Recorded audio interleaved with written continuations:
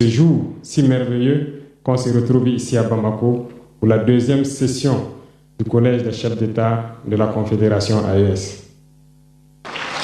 Je voudrais aussi rendre un hommage appuyé à nos vaillantes forces combattantes qui mènent un travail colossal sur le terrain et qui permettent qu'aujourd'hui nous pouvons nous retrouver ici pour communier au nom de nos populations.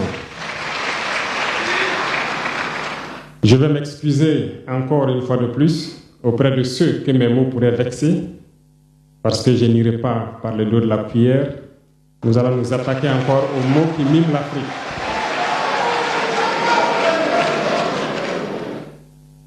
Vous avez certainement tous déjà entendu parler du printemps arabe. Ce phénomène qui a bouleversé la géopolitique du monde arabe, en commençant par le Maghreb, en Afrique et jusqu'en Asie, qui s'est manifesté avec des conséquences souvent désastreuses, des morts et des divisions par endroits, et des bouleversements politiques sans précédent dans d'autres endroits.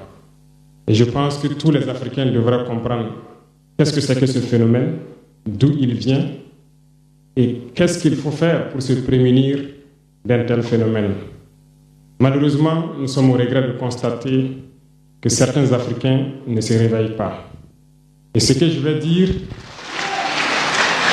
n'est que ma pensée à moi, mon analyse, c'est qu'il y a quelque chose qui vient sur l'Afrique de l'Ouest, que j'ai appelé l'hiver noir. L'hiver noir arrive. Il sera un hiver très froid, un hiver sanglant, un hiver meurtrier.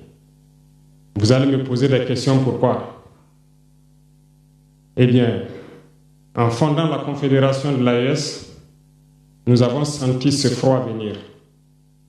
Et tous les jours que Dieu fait, nous nous évertuons à trouver des troncs d'arbres pour allumer un feu qui va réchauffer le cœur des Africains, un feu qui va réchauffer les mentalités et le sang des Africains pour nous unir autour.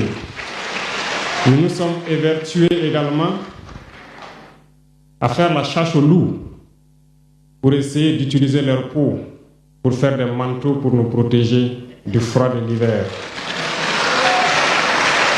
Nous nous sommes évertués à construire des montagnes, de grandes montagnes pour briser le vent de l'hiver qui devrait s'abattre sur nos communautés.